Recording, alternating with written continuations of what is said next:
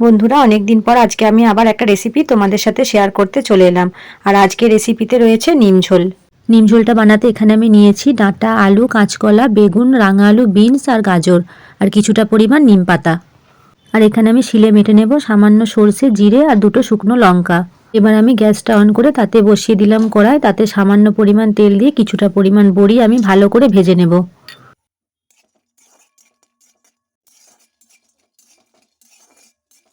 দেখো বন্ধুরা, বেশ লাল করে আমি বড়িটাকে ভেজে তুলে নিলাম।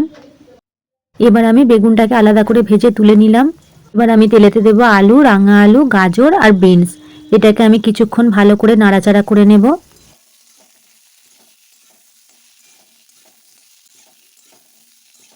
এটা কিছুক্ষণ নাড়াচাড়া করার পর এবার আমি দিয়ে দেব ডাঁটাগুলো। ডাঁটাগুলো দিয়ে এটাকে বেশ কিছুক্ষণ আরো ভালো করে ভেজে নেব। কাঁচা কলাটা এখানে আমি নুন হলুদ দিয়ে কিছুটা সিদ্ধ করে রেখেছি। বেটে রাখা মশলাটাতে দিলাম পরিমাণ মতো হলুদ গুঁড়ো আর কিছুটা পরিমাণ ধনে গুঁড়ো। এটা আমার ভালো করে ভাজা হয়ে গেছে। এবার বেটে রাখা মশলাটা আমি দিয়ে দেব। মশলাটা এবার আমি সব কিছুর সাথে ভালো করে কষে নেব।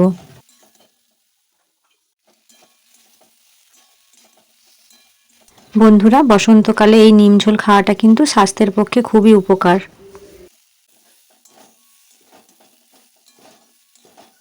মশলাটা কিন্তু খুব ভালো করে কষা হয়ে গেছে আমার। এবার আমি এটাতে দিয়ে দেব পরিমাণ মতো জল।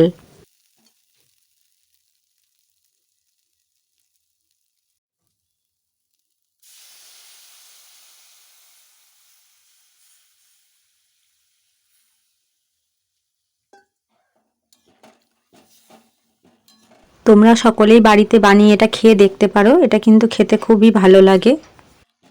এরপর এটাতে আমি দিয়ে দেব পরিমাণ মতো নুন। এরপর এটাকে আমি প্রেসার কুকারে একটা সিটি দিয়ে নেব। এবার আমি কড়াইয়ে সামান্য তেল দিয়ে নিম পাতাগুলোকে ভালো করে ভেজে নেব।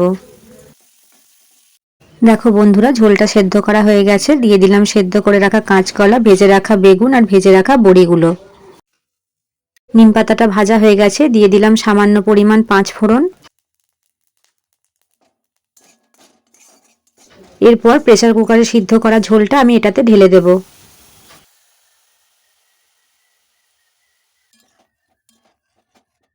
এরপর কড়াইয়ে আমি এটাকে কিছুক্ষণ ফুটিয়ে নিয়ে নামিয়ে নেব।